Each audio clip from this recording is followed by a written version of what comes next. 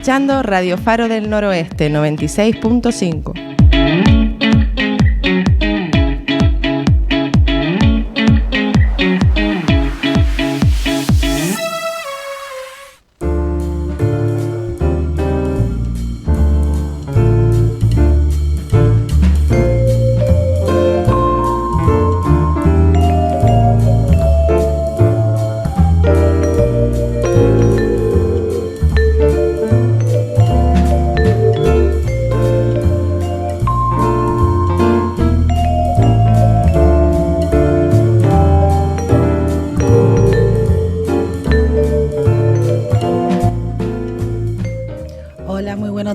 Estamos como todos los martes en el Café con Guaya. Gracias por estar aquí en Radio Faro del Noroeste. Como siempre digo, su emisora La Buena, la emisora bien hecha, la radio bien hecha. Como siempre les informo de que pueden participar en directo en nuestro programa a través de las redes sociales, en el Facebook Radio Faro del Noroeste, a través del Twitter @Radio Faro del Norte, terminado en ST, y a través del teléfono 928 89 7607. 928 89 7607. Bueno, comenzamos la semana con, desgraciadamente, muchas noticias en el archipiélago canario. Los 4 incendios, que se declararon en Santa Cruz de Tenerife, los 2 incendios que se declararon aquí en la isla de Gran Canaria, tanto en Tejeda como en Tasarte, que nos pilla bastante de cerca a los vecinos nuestros de la aldea, que llevan casi 2 años seguidos con el miedo en el cuerpo de un incendio, porque recordemos que el año pasado, en época de verano, también hubo un incendio que afectó a la zona del Pinar de Tamadaba, a toda la zona de Tejeda, Tenara. Bueno, parece que está siendo 2 años negros a nivel de incendio en Gran Canaria. Después tuvimos la calima, la plaga de langosta, el viento que causó bastantes destrozos en la isla de Gran Canaria. Se cayeron 2 palmeras o 3 en el Puerto Rico, en un complejo turístico, unas palmeras de alto tonelaje cayendo encima de los vehículos, y que nos planteamos del tema de la plaga de larvas de escarabajo, que hace poco eliminaron 60 palmeras del municipio de Santa Lucía, de Arinaga, y claro, hay que plantear en qué condiciones tenemos la arboleda de nuestro archipiélago, ¿no? Porque son muchas veces palmeras milenarias. También hubo con un restaurante conocido en el municipio de Firca, que se desprendió un techo, en Uniperdino en el sur, en Moya también, en la zona del cementerio, hubo destrozos a causa del viento. La gente caminaba y veía pues los contenedores tirados en el suelo, en la ciudad de Las Palmas. Bueno, al final el viento, como siempre nos pilla de sorpresa, realizó unos destrozos, perpetuó unos destrozos en lo que es en nuestra isla, vamos a decir, bastante importante. Gracias aquí a los servicios de emergencia por la labor que están haciendo, porque la verdad es que tuvieron 3-4 días trabajando a destajo, debido a que tenían que atender el incendio en la zona de Tasarte, los destrozos de los vientos. Bueno, en fin, ha sido 2 o 3 días bastante complicados para el archipiélago canario. Y vamos a hablar de más temas durante todo el programa, pero quería comenzar sobre todo. Recuerden ustedes que hace 2 semanas estuvimos aquí hablando con la Asociación 45 Sin Despido, con la militar Laura, con el militar Agustín, de la situación de los militares temporales en el Ejército Español, las Fuerzas Armadas. Y en estos días he recibido una carta de un militar que me gustaría leer en directo. Me pidió que lo leyera en directo, y lo voy a hacer porque creo que hay que darle voz a quien no lo tiene. Y este programa siempre se jacta de eso, ¿no? De que dar voz a quien no lo tiene, emprendedores y personas o colectivos que, vamos a decir, no son vendibles en los medios de comunicación, pero aquí en el Café con Guaya, en Radio Faro, le damos la importancia que realmente tiene, ¿no? Vamos a comenzar con la carta, y dice así: los militares de la escala de tropa y marinería temporales, que somos los únicos que somos cesados con una mano delante y otra detrás por cumplir 45 años, somos discriminados con nuestros homólogos de carrera en todo, en especial en retribuciones, que son mucho más bajas aunque hagamos las mismas funciones y estemos en la misma unidad. Tengamos la misma antigüedad en empleo y seamos del mismo empleo y en la apertura de expedientes psicofísicos, ya que al ser temporales, si sufrimos enfermedad o lesión en acto de servicio o estando en servicio activo en las Fuerzas Armadas, los temporales se le abre esos expedientes a los 6 meses, con la posible expulsión de las Fuerzas Armadas por falta de actitud psicofísica. Y el 99% de los casos sin derecho a pensión alguna por enfermedad o accidente, mientras que los que son de carrera, dicho expediente psicofísico, se les abre al año y se les declara alguna minusvalía y se van con pensión, pasando a ser militares de carrera en retiro. Lo único que pedimos es tener los mismos derechos que nuestros homólogos de carrera. Dejar de ser 900 euristas, tener los mismos derechos socioeconómicos y laborales que los demás ciudadanos españoles. Nosotros, los militares de tropa y marinería temporales, somos los peor pagados de todas las administraciones públicas españolas. No se pagan las guardias, las imaginarias, las horas extras, la turnicidad, la nocturnidad y por trabajar fines de semana y festivos, que esto pase en unos servidores públicos que están dispuestos a dar la vida por España es una vergüenza, en pleno siglo XXI. La satisfacción del deber cumplido no paga la hipoteca, no da de comer, no compra libros y la ropa de los hijos. Nosotros los militares no cobramos hora extra, un civil sí. Nosotros los militares no cobramos turnicidad, un civil sí. Nosotros los militares no cobramos nocturnidad, un civil sí. Nosotros los militares no cobramos por realizar guardias de 24 horas, un civil sí. Nosotros los militares no cobramos por trabajar fines de semana y festivos, un civil sí. De las 3 escalas existentes en las Fuerzas Armadas, oficiales, suboficiales, solo tropa y marinería, que no somos de carrera, el 85% somos temporales, el 85% somos temporales, somos cesados por cumplir 45 años. Un civil no. Nosotros los militares de tropa y marinería temporales, por estar en maniobras o comisión, cobra 2,99 euros al día y le descuentan la comida. Un civil cobra 10 veces más y no le descuentan la comida. Nosotros los militares de tropa y marinería podemos trabajar más de 60 horas semanales y más de 2.000 anuales, sin ser compensados de ninguna manera. Un civil entre 35,7 y 40 horas semanales. Y si supera dichas horas, está compensado económicamente. Nosotros los militares de tropa y marinería, en especial los que somos soldados y marineros, no superamos en muchísimos casos los 1.000 euros mensuales. Y en algunas nuestra nómina neta es de 950 euros al mes. Y si se está de reducción de jornada, la nómina baja hasta los 850 o 750 euros al mes neto. Un civil lo supera con creces. Nosotros los militares no tenemos derecho a huelga, a sindicarse. No podemos hacer peticiones colectivas. Un civil sí. Nosotros los militares somos privados de la libertad por cualquier cosa. Un civil no. Nosotros los militares podemos ser sancionados por cualquier cosa económicamente y trabajar esos días sancionando gratuitamente. Un civil no. Nosotros los militares estamos muchos meses fuera de casa y de España, jugándonos la vida por todos vosotros, para que tengan seguridad, libertad y vivir en un Estado de Derecho y democrático, de todos los ciudadanos españoles. Un civil no. Nosotros los militares, desde hace 14 años, que no se nos sube el sueldo. A este punto hay que añadir que hemos visto como a menos de 3 años a la Fuerza y Cuerpo de Seguridad se le ha aumentado considerablemente para equipararlo con las policías autonómicas. Esta es la diferencia en más de 1.000 euros de diferencia entre la Guardia Civil, Policía Nacional, raso y un soldado marinero. Una diferencia que nos deja a los militares de tropa y marinería temporales siendo los soldados marineros, es que la letra es tan pequeña, siendo los peor pagados de la Administración Pública Española. Continúo. A un civil se le sube todos los años gracias a que tiene sindicatos y convenios colectivos. Nosotros los militares no podemos pertenecer a sindicatos ni sindicarse e igualmente carecemos de convenios colectivos. Todos los militares, y especialmente nosotros de la categoría de tropa y marinería, tenemos muy limitados algunos derechos fundamentales, en particular nuestro derecho a la conciliación familiar, siempre ligada a las cuestiones o necesidades del servicio. Un civil no. Un militar tiene siempre una muy alta movilidad geográfica, un civil no. Todo esto y más es lo que nos diferencia a un militar de un civil, a un trabajo de profesión militar. Los militares también somos ciudadanos españoles y nos merecemos los mismos derechos y libertades que los demás españoles. Al pacto de coalición firmado el 30 de diciembre de 2019 para formar gobierno entre el PSOE y Ahora Podemos, nos han olvidado. Nosotros los militares también somos ciudadanos españoles. Es una vergüenza.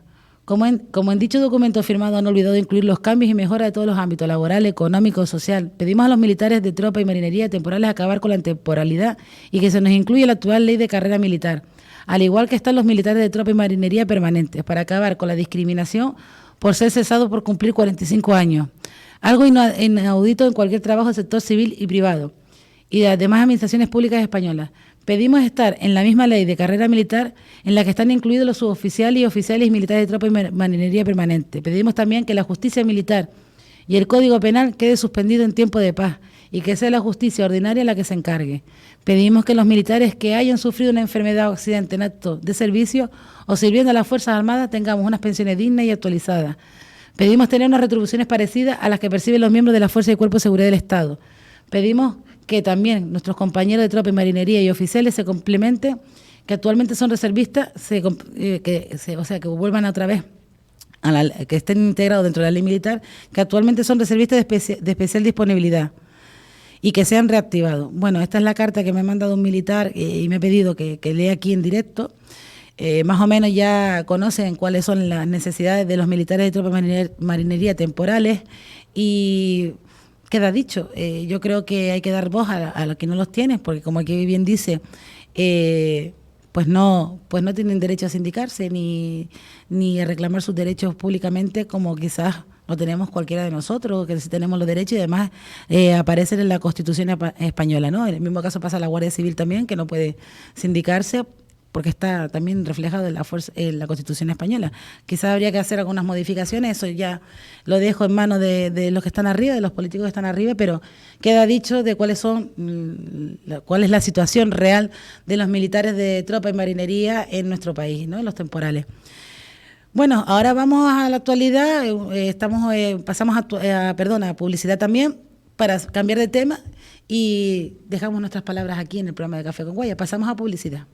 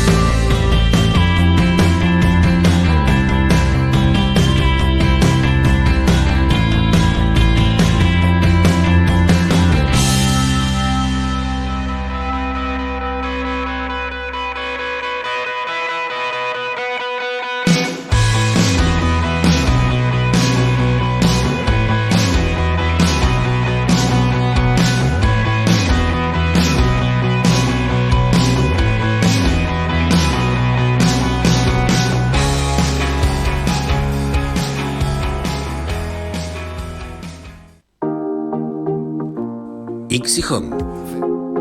Somos una empresa canaria especializada en la fabricación e instalación de estructuras agrícolas. Ofrecemos soluciones para cada tipo de cultivo y clima. Disponemos de la tecnología necesaria para construir todos los elementos y piezas de nuestros invernaderos. Nos encargamos de todos y cada uno de los pasos del proyecto, desde el diseño de la estructura hasta el montaje de la misma. Le proveemos de todo el equipamiento necesario para su invernadero, nave ganadera o almacén. Ixijón, soluciones para todas las necesidades.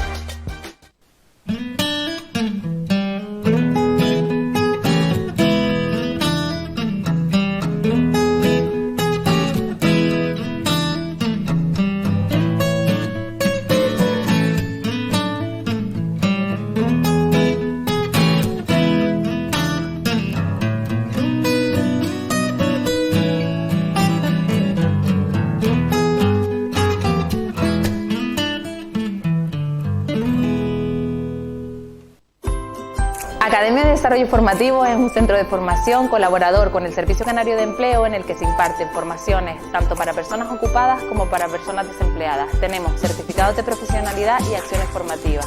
Entre los certificados de profesionalidad que tenemos toda la rama administrativa, energías renovables, peluquería e idiomas.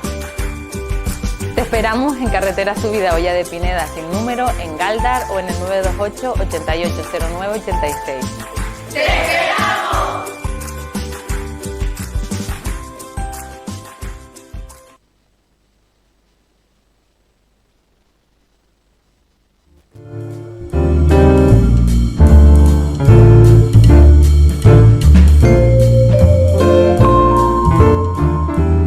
Bueno, ya estamos de nuevo aquí en el Café con Guaya.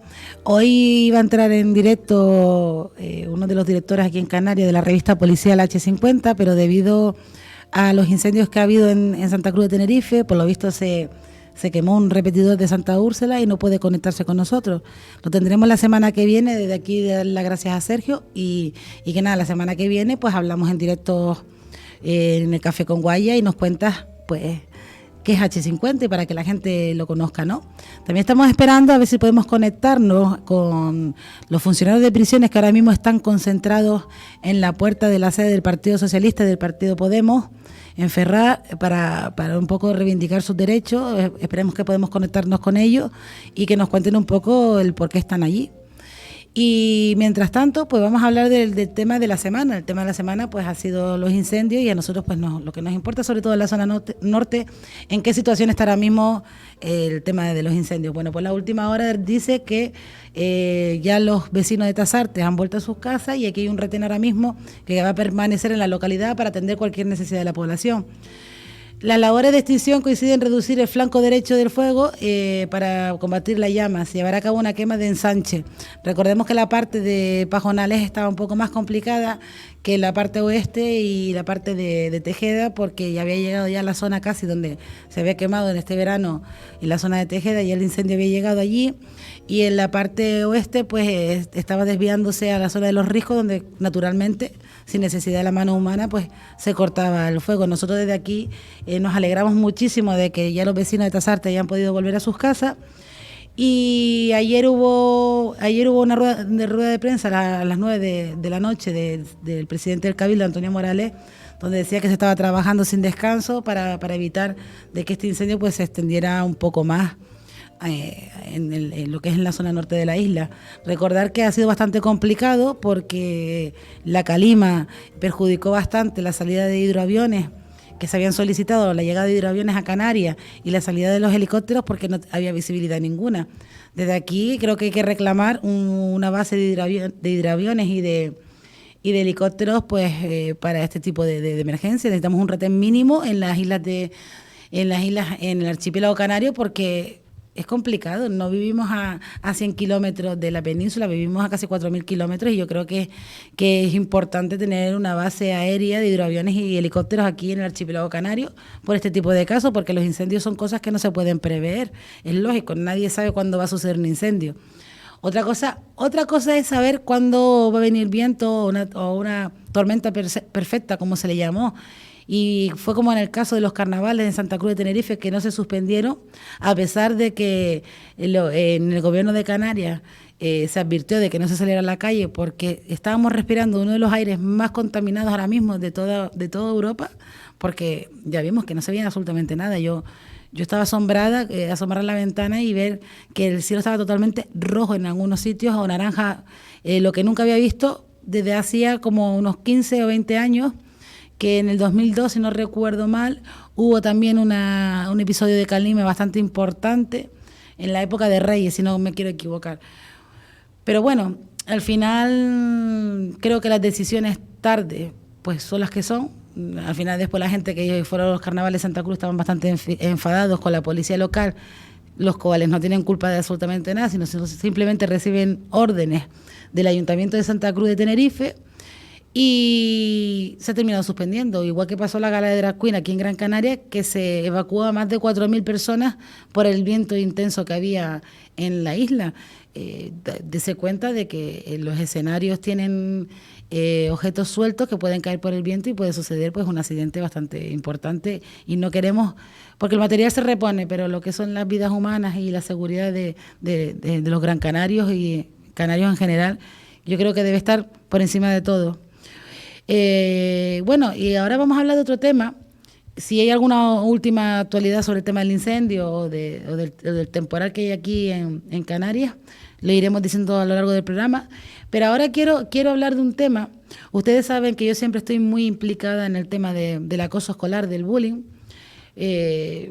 porque creo que hay que hablarlo, ¿no? No es que sea un tabú, sino hay que hablarlo, ¿no? Hay que sobre todo denunciarlo en muchos casos cuando tenemos conocimiento de un tema en caso de bullying.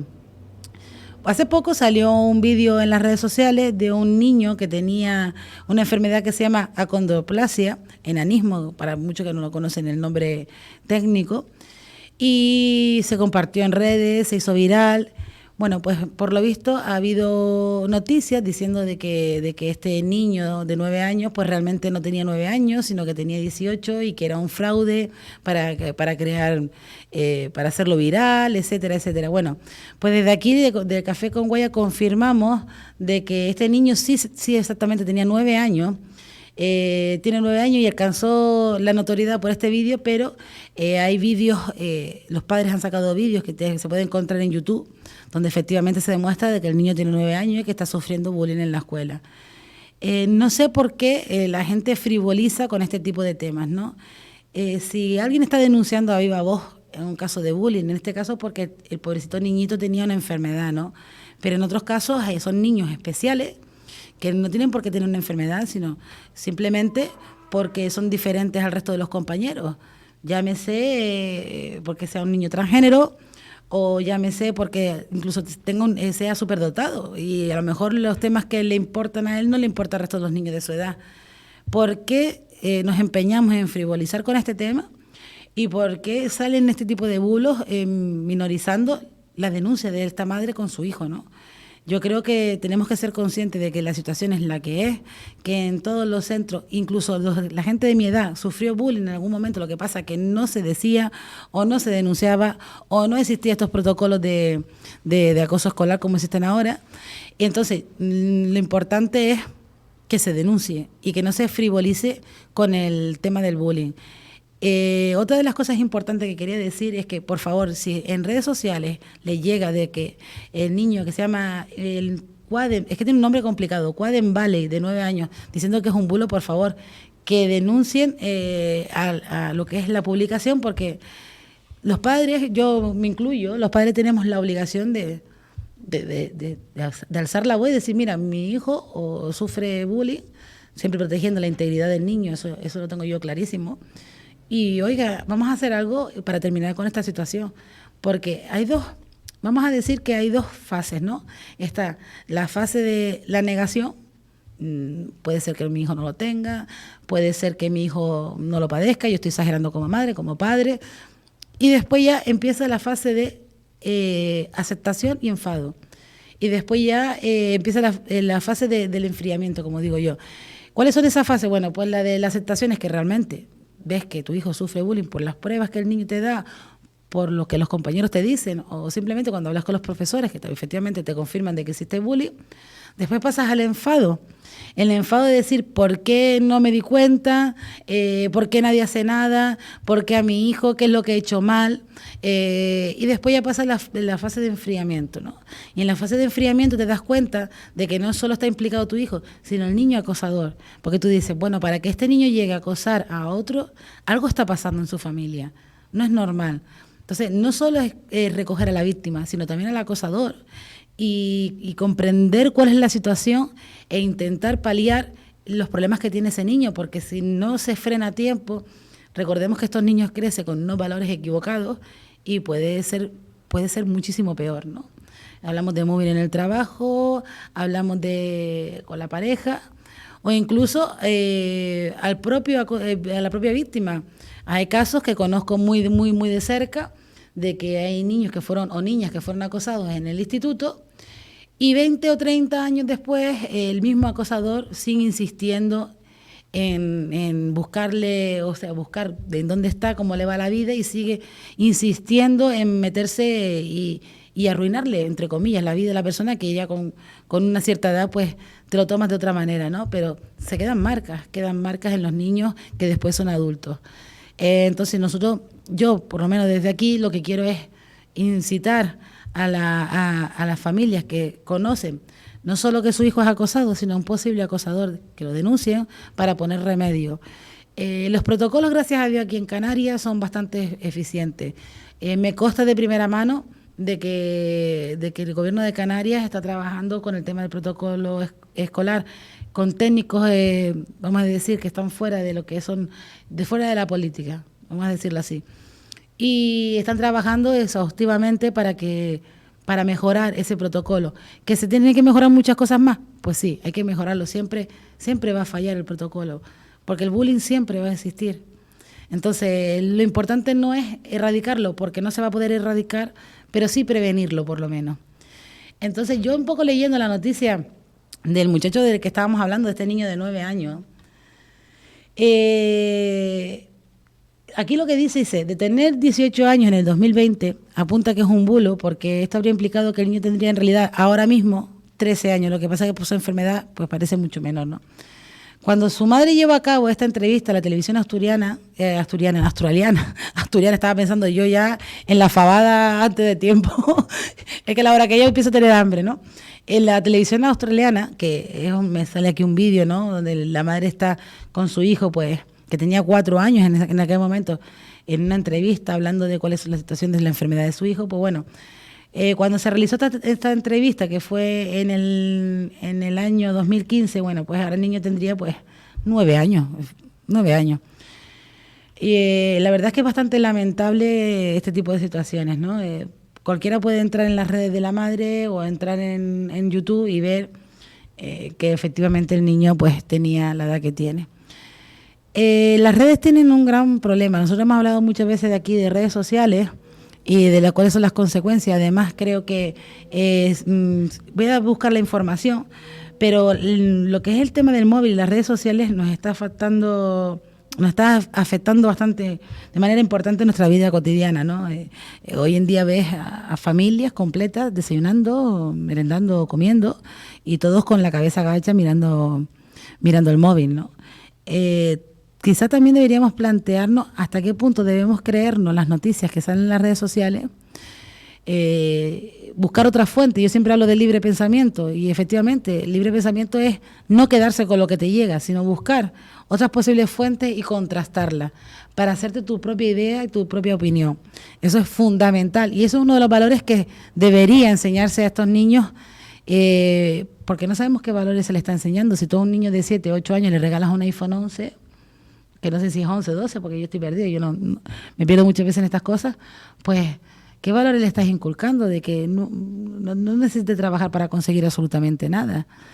Entonces yo creo que a los niños y niñas hay que enseñarle desde bien pequeño el valor del trabajo, el del sacrificio, y de no quedarse con la primera información que les llega, sino buscar y contrastar.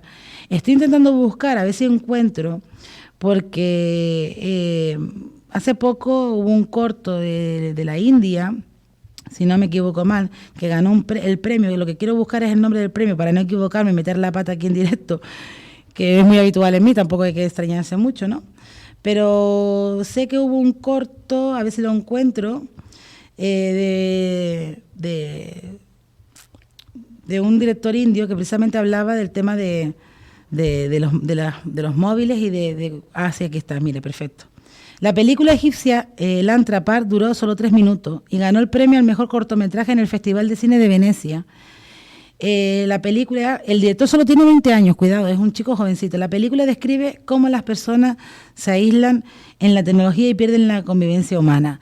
Yo les aconsejo que busquen este vídeo y que lo vean, porque es bastante interesante. En 3 minutos yo creo que describe perfectamente la situación que estamos ahora en la sociedad, a nivel general, no solo aquí en España ni en Canarias, sino a nivel mundial, ¿no? Les recuerdo, la película se llama L'(Altra Par, Altra separado, par. La verdad es que yo lo vi y dije, bueno, es que realmente es así. Realmente hoy en día la gente está pegada al móvil, no mira lo que tiene alrededor, o se va de vacaciones y en vez de disfrutar del paisaje, disfrutar de las vacaciones, prefieren hacerse selfies o grabar el vídeo sin ver con tus propios ojos lo que estás disfrutando, o sea, lo que estás viviendo. Creo que tenemos un problema bastante importante. Y en el caso de este muchacho, pues bueno, la madre intentó hacer viral una denuncia de acoso escolar y al final lo que se hizo viral es el bulo, porque la gente lo que quiere es el morbo. El morbo el morbo de noticias malas. Y muchas veces se cae con el titular, ni siquiera lee lo que está dentro de la noticia. Que el periodista siempre va a poner un titular pues llamativo para que la gente pinche y entre dentro de la noticia y lea, sobre todo en las noticias digitales. Pero en este caso yo creo me quedo alucinada, ¿no? De que al final esto es como una pelota. Y hace poco, hablando de las redes sociales, vi una noticia de que la Guardia Civil estaba investigando un vídeo que se había compartido por WhatsApp, precisamente, un vídeo en el que se grababa una persona agonizando en un accidente. O sea, me parece increíble. En vez de utilizar ese móvil para llamar a emergencias porque hay una persona que ha tenido un accidente bastante grave, pues se decidió grabar a la persona agonizando, que por cierto falleció la persona. Entonces se está investigando, la Guardia Civil está investigando quién fue quien difundió ese vídeo, no solo por la situación y la falta de socorro hacia el herido, sino que la integridad de su persona. O sea, estás publicando tu muerte en directo o por WhatsApp y la estás compartiendo para hacerlo viral. Yo creo que la necedad humana llega hasta puntos extremos, ¿no? Yo desde aquí, hoy tenía pensado tener las 2 entrevistas y al final está haciendo un monólogo. Ustedes me van a perdonar, ya me conocen, pero creo que hay temas interesantes que no se deben dejar atrás, ¿no? Que es el tema del acoso escolar, el tema de los militares, otro tema importante, y sobre todo que yo creo que lo que tenemos que hacer es concienciar, ¿no? Sí, hay muchas campañas de concienciación que básicamente no han servido de nada, o si sirven de poco. Me está viniendo a la cabeza ahora las campañas que se ha hecho contra la violencia de género. Sí, se hace unas campañas bastante importantes sobre la violencia de género, pero sigue ocurriendo. Sigue habiendo mujeres fallecidas, asesinadas, no fallecidas, asesinadas en manos de sus parejas. Y habrá que preguntar en qué estamos fallando, cuál es el eslabón de la cadena que falla. Si se está haciendo campaña de concienciación, es que a lo mejor no están llegando, o lo que está llegando no es lo correcto, o quizás deberíamos hacer otro tipo de cosas para que sobre todo la gente joven, porque ha habido un índice, un repunte en las estadísticas de que la violencia machista entre los más jóvenes está cada vez subiendo más. Entonces, algo estamos haciendo que está fallando. Y con el tema del bullying pasa exactamente lo mismo y otros temas de vital importancia. Yo desde aquí le pido a mis oyentes y a los que siguen a Radio Faro, y sobre todo al Café con Guaya, de que intentemos ser personas con libre pensamiento, ¿no? Personas que no nos quedemos con la primera información que nos llega, que recapacitemos, que busquemos, como dije antes, otras fuentes y nos creemos nuestro propio criterio. O sea, que pensemos por nosotros mismos. Voy a poner un ejemplo muy fácil. El tema de la historia, muchas veces se habla de la historia, de lo que es la asignatura de historia. La historia siempre será relativa, porque la historia yo la vivo de una manera y tú la vives de otra. Entonces, no es subjetiva, no es la historia está reflejada como el escritor qué hace el libro, o sea, desde su punto de vista. Pero a lo mejor, si tú viviste en ese momento la historia, no tiene nada que ver como la vivió la otra persona. Vamos a poner un ejemplo fácil. Ustedes recuerdan perfectamente un cambio histórico que tuvimos a nivel mundial cuando sucedió los atentados del 11S, ¿no? en Nueva York, en las Torres Gemelas. Cada uno estábamos en un lugar diferente y vivimos ese momento de una manera diferente. Unos estaban trabajando, otros estaban viendo las noticias, otros estaban haciendo la comida, otros estaban limpiando. Y mucha gente estaba allí, Entonces, la perspectiva que me va a salir de la historia de ese momento, porque forma parte de la historia, es muy diferente a quien la vive. Por lo tanto, cuando nos enteremos de alguna noticia, por favor les pido que se creen su propio criterio, que no se crean todo lo que lo dice, y muchas veces hasta los mismos partidos políticos. Los mismos partidos políticos tienen un argumento que ni te lo creas. Busca, infórmate sobre el tema de lo que están hablando y crea tu propio criterio y después decides.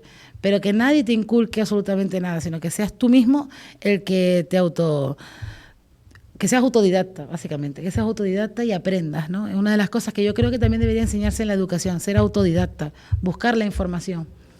Yo soy del año 79, yo no sé si habrá muchos oyentes que serán de mi quinta. Yo me acuerdo que en el año 79, que fue el cambio de la ley educativa, que entramos con el EGB, el BUP, etcétera y todo. Después cambió a la ESO, y en el año 93 creo que fue, en el año 80 y...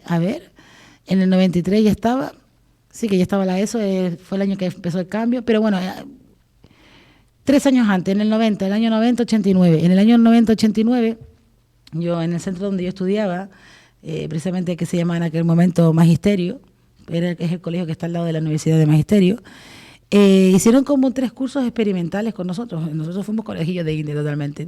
Seguramente que hay muchos oyentes que han estado en ese colegio saben de lo que yo estoy hablando, ¿no?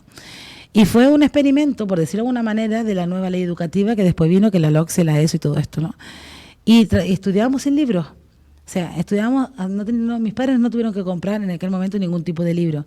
Simplemente se hablaba de, vamos a ponerlo, volcanes, y tú tenías que ir a la biblioteca, porque en aquel momento no había internet, no estaba Wikipedia, no existía Wikipedia, estaba la enciclopedia Vox de toda la vida, que para buscar no vea, y buscábamos la información sobre los volcanes, y teníamos que hacer un trabajo, exponerlo en clase, y después el profesor era fichas explicativas. Yo tenía un profesor que desde aquí quiero darle a don Francisco Javier, le quiero dar un saludo porque marcó una época de mi vida bastante importante y me enseñó a pensar por mí misma, que era un dibujante espectacular. Por lo menos yo lo veía así en aquel momento, no dibujaba muy bien y nos explicaba todo a base de dibujos. Muchas veces es más lo visual que tanto aprender de memoria. Y yo creo que hoy en día, en la educación de hoy en día, pues falta eso, ¿no? Esa iniciativa del menor a buscar la propia información. Y buscar la propia información, formarse, ser autodidacta y crearse sus propias, crear sus propias conclusiones. Yo creo que deberíamos solicitar un cambio de la ley educativa, sobre todo para crear a buenas personas. Porque ¿de qué me sirve un número de una nota o de un examen si al final después no estamos creando buenas personas y buenos conciudadanos, ¿no? Que no sepan vivir con la sociedad? Me estoy acordando ahora de las peleas que hay en el sur, gente muy joven que sale a edad muy temprana y les da igual de salen a beber, que no todos son así, no hay que generalizar, pero una gran mayoría salen a beber, después vienen las peleas, ves gente joven en malas condiciones y tú dices, Dios mío, estamos equivocándonos. Mire, la culpa es nuestra, no es de ningún político. La culpa es de los padres, no de ningún político. Entonces, tenemos que recapacitar y decir, en algo estamos fallando cuando existe esas comparaciones entre un niño y otro, que yo lo he vivido, o sea, lo he visto en los padres cuando tú compras unos Reyes y miras lo que ha comprado el vecino para ser mejor, estás inculcando a ese niño a que no tenga ningún tipo de esfuerzo para conseguir las cosas. Otra cosa que me estoy acordando también es, por ejemplo, en el fútbol.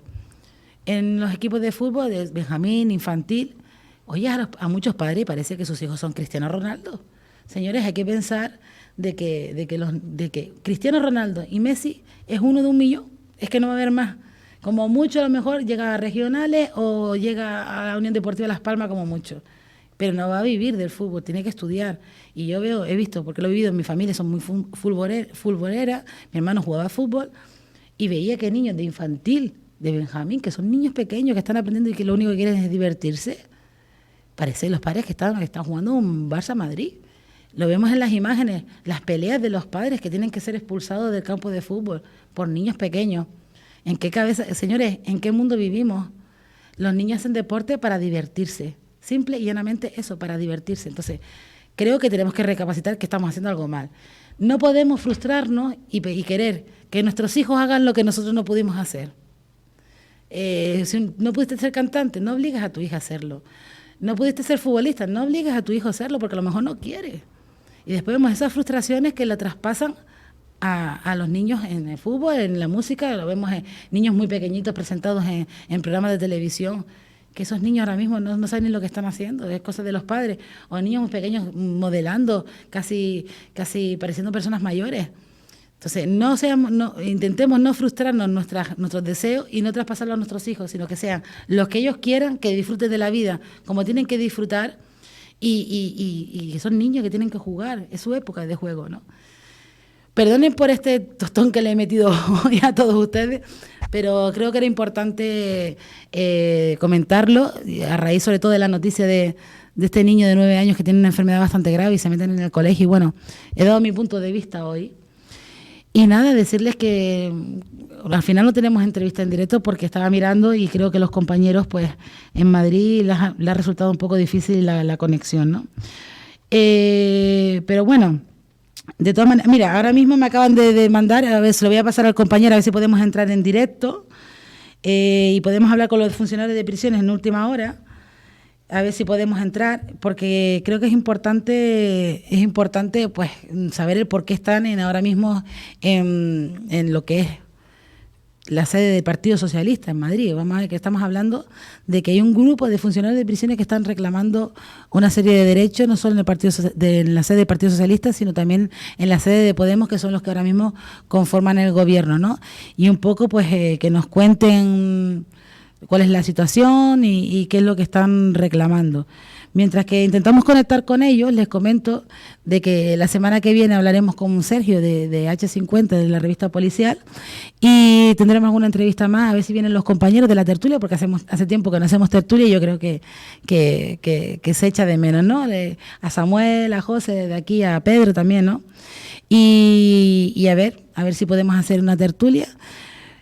Vamos a ver si se pueden conectar en directo desde aquí. Esto es última hora, lo que tiene el directo es eso, ¿no? Que pasa lo que pasa, y pues se intenta conectar desde Canarias en Madrid, para que nos cuenten los funcionarios de prisiones de primera hora lo que está sucediendo ahora mismo, ¿no? En la puerta de la sede del Partido Socialista. Y decirles que la semana que viene pues habrá sorpresas. Yo siempre intento dar sorpresas y hoy ha sido pues un tú a tú, o sea, un monólogo entre nosotros. Nada, parece que es imposible la conexión, ¿no, Jordan? Nada, no se puede conectar. Bueno, pues ya lo dejamos porque ya son las 12 de la mañana.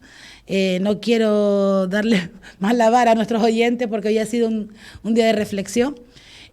Y nos vemos la semana que viene aquí en el Café con Guaya. Recuerden que pueden entrar ustedes en directo y participar en el programa en el 928-89-7607. Recuerden de que los protagonistas aquí son ustedes. Y ya la semana que viene vamos a intentar hablar con los compañeros que están en Madrid. Y que les digo, la frase de toda la semana, porque yo creo que tiene que servir de motivación de lo que hemos estado precisamente hablando hoy. Si los planes salen mal, cambia de plan. Nunca de meta. Un saludo a todos, nos vemos el próximo martes con más aquí en el Café con Guaya. Hasta luego.